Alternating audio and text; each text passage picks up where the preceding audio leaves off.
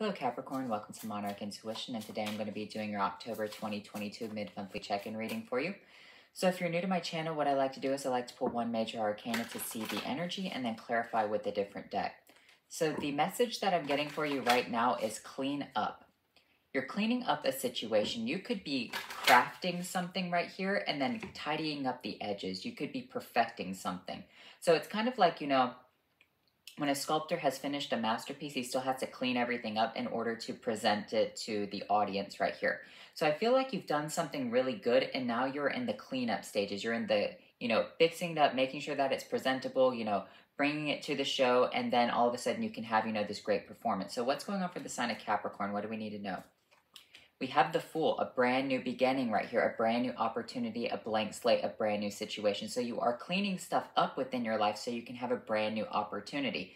So it's kind of like, with that sculpting analogy, you're rinsing it off, you're making sure that everything is perfect, prime, and proper, so that way you can present this new thing to the world.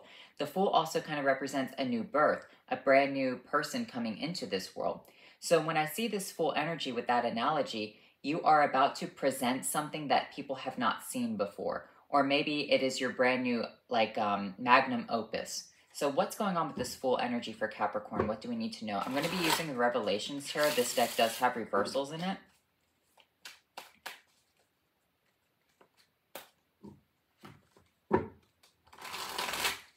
But it's a good thing with the Fool saying that it's not going to be too much longer before it's actually, entering the world right here. I feel like you've gone through, the crying process, the writer's block process, all these other processes. It's now last bit, like end of the line, about to cross the finish line. So what's going on? You have the Death card in reversed. You have the Seven of Cups in reversed. And you have the Three of Pentacles upright. So the Death card in reverse means something is not at an ending right here, okay? And something has actually kind of like in a way escaped death. With the Seven of Pentacles, this is you realizing that the illusion has been broken. The illusion of death has been broken. The illusion, it could be, you've said that you were going to do something and maybe for the past 2 years you've been talking about it. I'm doing this, I'm working on this project. People think that it's over, you have actually given up on it, whatever, and now you're able to present it because the Seven of Cups is representing that this is the real cup right here. This is the new opportunity. The person is no longer polarized by all these fantasies. They found the one cup with the riches, and that's what the Three of Pentacles is right here. The Three of Pentacles is representing that there is a craftsman and he's crafting this arch. And people are looking at this arch saying, wow, that's a very beautiful arch. How could someone so young do this thing right here? And you could be older, but I feel like it's something that is spectacular. So what is going on with this death energy? Why is it in reverse? Something is not over. The illusion is not over. You still have this fantasy. Like maybe people have given up and, said, Capricorn, they're not doing that. They've given up on their project. They've given up on their life, whatever. You have the Six of Wands. You have victory. You have victory over death right here. You have the Lovers connecting to a higher power, a higher consciousness. You have the victory over death. The situation is not done. Whatever this is with the Fool, you have a brand new opportunity coming. I kind of feel like when I see the Fool and the death energy, especially the death in reverse, death does mean that something has ended, right? However, what is important to understand about the death in reverse with the Fool energy, it's rising from the ashes. It's that phoenix energy. Remember, the phoenix goes down and it dies, and then it rises back up from the ashes as a brand new phoenix, a brand new life, a blank slate. So it has this eternal loop of death, and that's what we have to understand about the Fool energy is that it goes from point 1 or point 0 all the way through the tarot deck back to point 0. It is the strongest major arcana and it is the strongest minor arcana. I always say that the Fool is kind of like a representation of all 4 pages coming together, and that being the embodiment of it, because the pages, a lot of people write them off in tarot as just being, young, initiates, whatever. but they are blessed with the aces from the universe. The universe has come down and given these pages like these talents, these superpowers. And the Fool is a compilation of all of these things together. So that's what I'm seeing for you right here, is that the Phoenix, the old Phoenix, has died and a brand new situation is about to be reborn, and you have victory connecting you to this new situation. So I kind of feel like maybe it's something that you may have given up on, people have forgotten about, but it's now coming to the forefront. You're cleaning it up. You're perfecting it right here. What's this Seven of Cups energy? You have the Page of Wands coming out with the Nine of Swords. Here's the thing. The Page of Wands is a very powerful card because this person is being blessed with the wand. It's kind of like going into Hogwarts right here and getting your wand.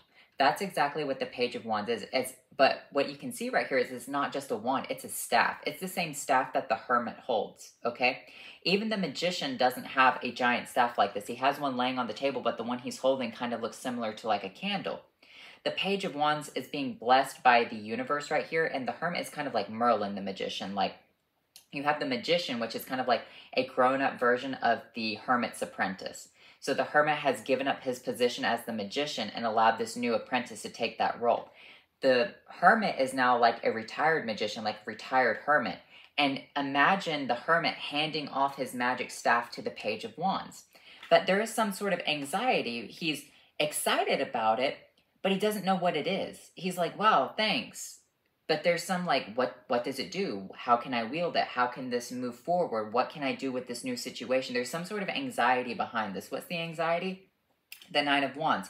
That's something that you have to be aware of right here, is that this staff can also hurt you if not wielded properly.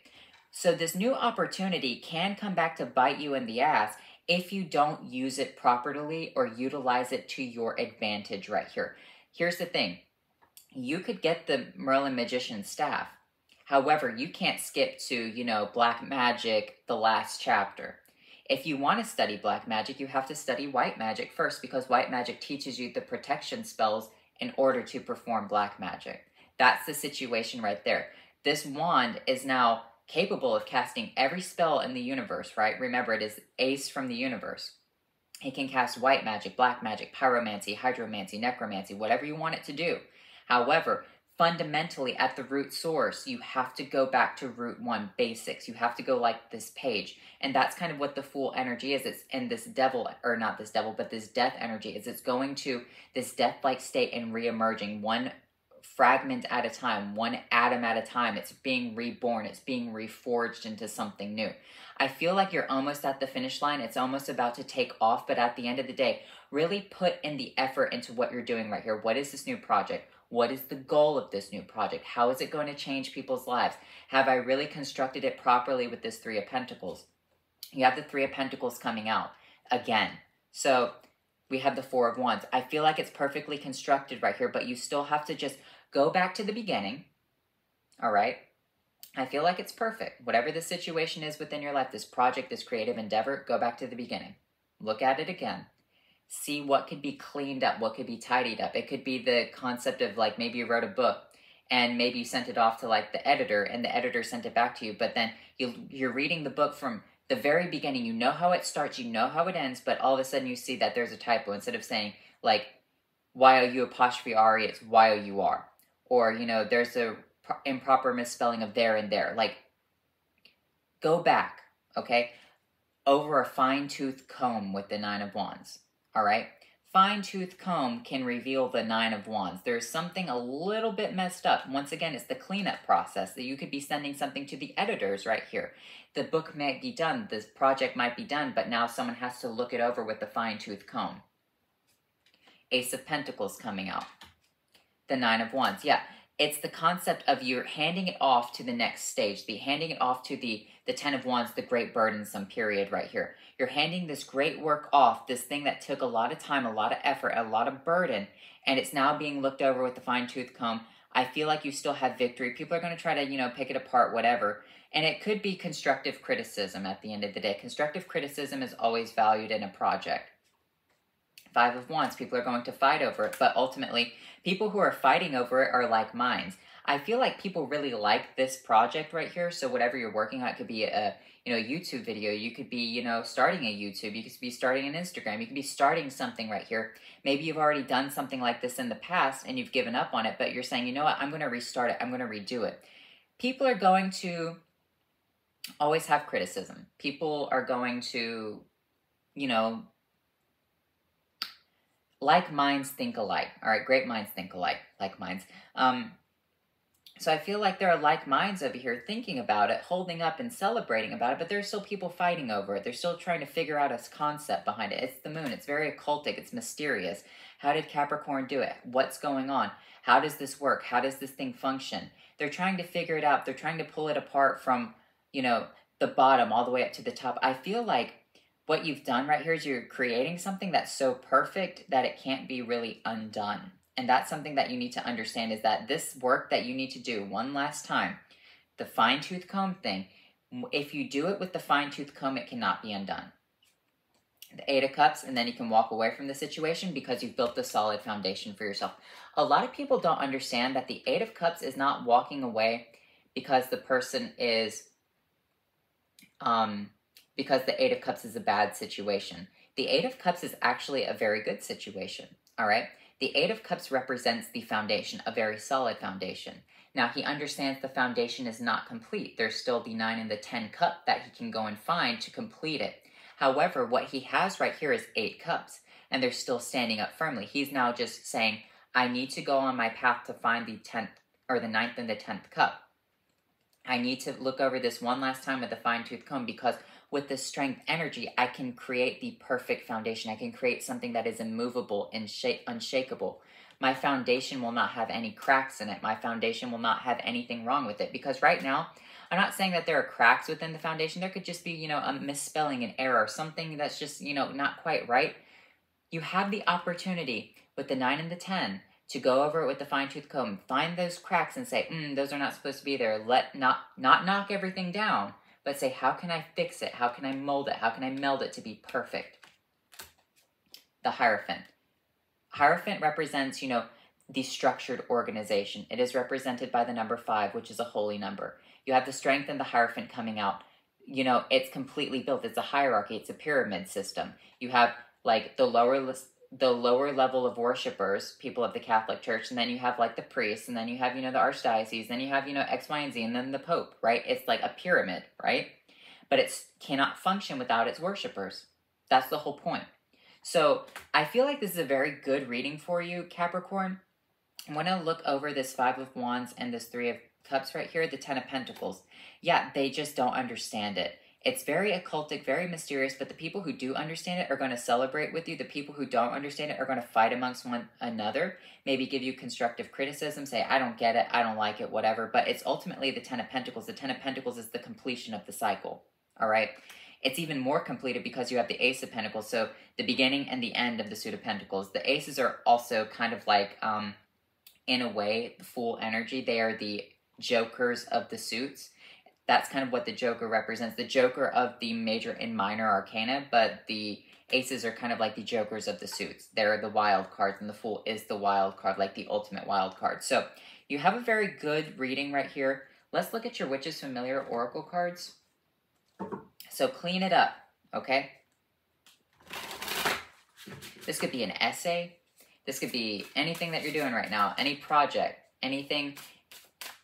Like, say, for instance, you make jewelry. Maybe you've made 100 pieces of jewelry right here, right? And because you made 100 pieces of jewelry, now you get a job to do something that's really important, like a really nice piece of jewelry. Look at all the things that you don't like about the other pieces that you've done, the minor critiques, the minor, you know, flaws that they have, and try to make this one the ultimate one that has the most solid foundation. So we have Promiscuity, Nymph, and we have Crow, Sovereignty. Don't ruin your sovereignty with promiscuity right here. In fact, promiscuity is kind of weird with the nymph energy because the nymphs like to have sex with satyrs. They're nymphomaniacs. That's where we get the word.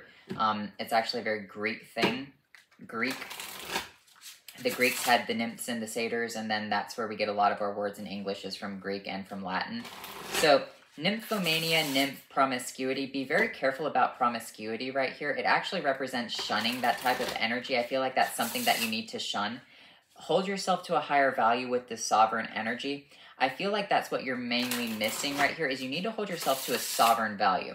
Maybe you don't understand your work has value.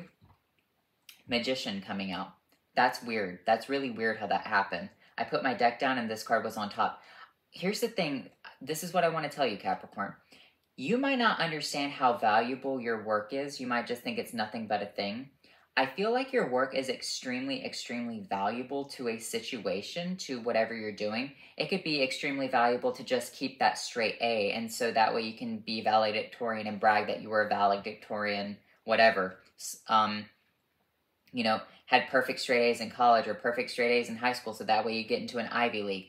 I feel like the work, whatever you're doing right here, even if it seems minimal, it's so integral to what you are doing in the grand scheme of things, all right? Now, you might not hold yourself to a high value with this Nymphomania card. You might be, you know, whatever. But hold yourself to a higher value. I feel like your work will bring you the value. I feel like once it's presented, you're going to all of a sudden realize how valuable it is, and people are going to be shocked by it, and you're going to be shocked by the response, and you're going to say, oh, I'm actually kind of important. Like, that's what it is. You're going to be recognized as the magician in whatever this is for what you're doing. Okay, so let's look at the spellcasting oracles. It's funny, spellcasting oracles and the magician. So what needs to come out for the spellcasting oracles? We have psychic abilities and empowerment. You might not know how powerful you are with your psychic abilities right here. Your psychic abilities are off the chart. Maybe that's what this fine-tooth comb is. Maybe you need to implement psychic abilities into this idea, into this concept. Maybe that's what you're missing to make it unshakable. Fine-tooth comb psychic abilities, all right? Interject something about, you know, the fourth dimension, fifth dimension, concepts of that. With the empowerment energy, you're going to feel really, really empowered after this is done. When you finally get, you know, people's response to it, you're going to have haters, you're going to have criticism, you're going to have people who love it, people who hate it, right? But here's the thing. This was a concept of Leo's reading. There are always going to be people who are negative regardless of how good the work is, all right? Doesn't matter. As long as you have a positive response to it. Even nowadays, there are great singers, there are great artists out there. People will say, I hate their work, it's garbage. But, you know, they have some beautiful, masterfully crafted things. That is the reason that they're famous, is because they can do those things. Yes, they may put around and, like, you know, do joke work. For example, I didn't really like Picasso's, you know, abstract art. I still don't like abstract art, but I seen what Picasso could actually paint. And I'm like, okay, he's really famous for that kind of stuff. That's this abstract, whatever, it came about later, but he's really known for these things. Yes, he is known for this as well, but his actual artwork, the stuff that's serious, is really nicely and well done and very put together. Like, I always thought he was just one of those abstract, weird painters. But, you know, I kind of feel like that's the situation right there, is it's like, you might think that you're abstract out there, and you very well might be. However, there is a situation where people are going to love whatever this is. So let's look at your Awakened Oracle, and you might not even only be impressing one person. You might just be impressing the teacher.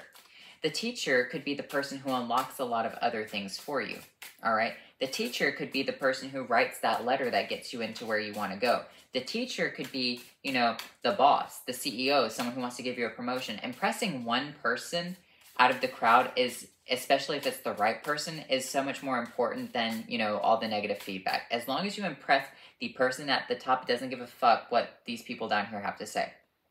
They're always going to be mad. They're just going to be jealous and mad that they didn't get it. They didn't think of it first. They didn't get to the top. Like, it is what it is, Capricorn. So we have light as matter, light heart. Take it with a light heart, but understand that it's serious. All right, understand the sovereignty of whatever you've done. Light as matter. It's kind of like the embodiment of putting light, the sun, into a matter. All right, like into something that could be touched, that wouldn't burn you. That's kind of what I'm seeing with this magician energy. Magicians can create fireballs in their hands that don't burn them. That's the concept of this light as matter energy right here. You're doing something that's very profound. So let's look at your rune cards. Now, you might take it with a light heart thinking everyone can do it. Not everyone can do it. And you've pulled three of Pentacles, which are your cards, your base energy.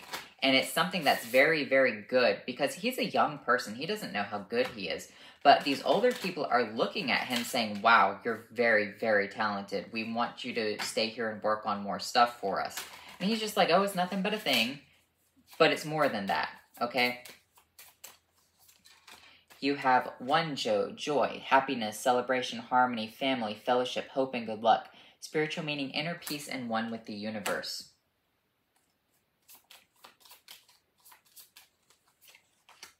Rado, speed your journey, ease the transition, aid communication, bring good news, and find your spiritual way. Okay? So anyway, Capricorn, I hope you enjoyed this reading, and I'll talk to you later. Bye.